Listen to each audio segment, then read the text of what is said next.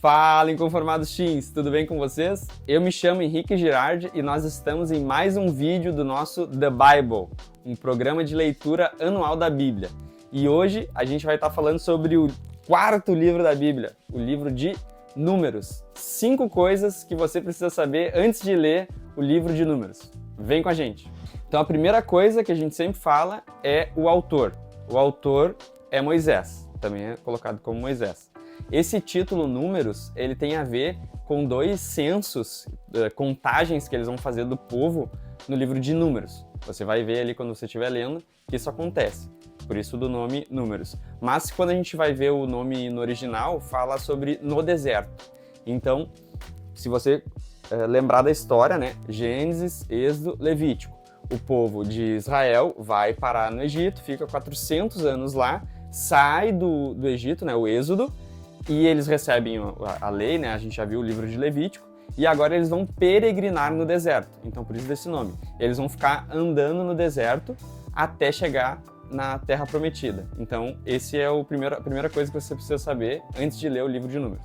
Segunda coisa que a gente sempre vê é a questão da data. O que está acontecendo, quando está acontecendo.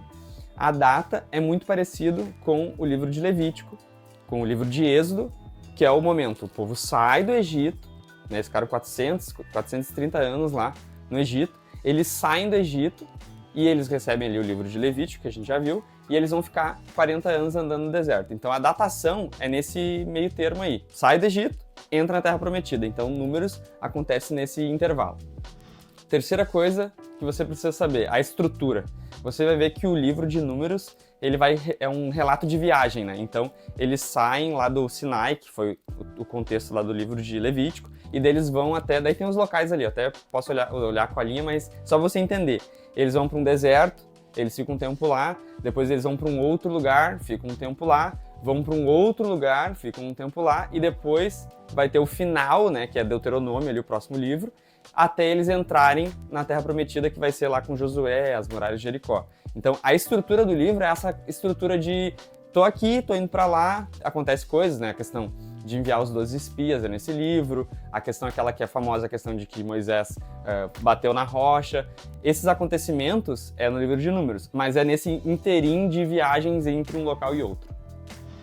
Quarta coisa que você precisa saber, o contexto, né? Se você for botar um pano de fundo no livro de Números sobre o que é esse contexto. Deus, como a gente viu no livro de Levítico, santo, puro, está querendo se relacionar com um povo pecador e impuro. Esse povo recebeu as instruções do livro lá de Levítico.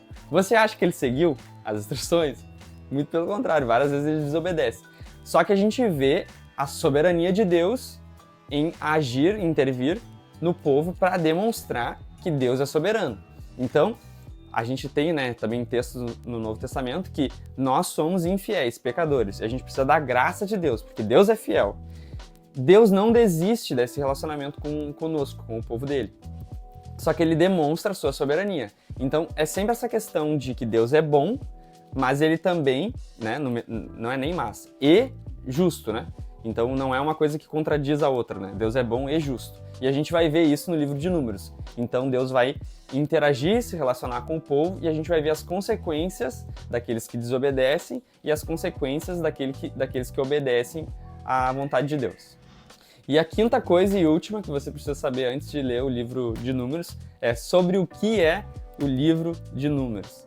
Números é mais um livro, assim como tem, né, no Novo Testamento, que fala que as coisas que foram registradas no passado servem para a gente aprender, né, a ver os exemplos. O livro de Números vai demonstrar que Deus é bondoso, misericordioso e gracioso. Nós somos falhos e Deus sempre quer se relacionar conosco, ele sempre está disposto a nos perdoar e nos oferecer uma oportunidade, um voto de confiança de que a gente se arrependa.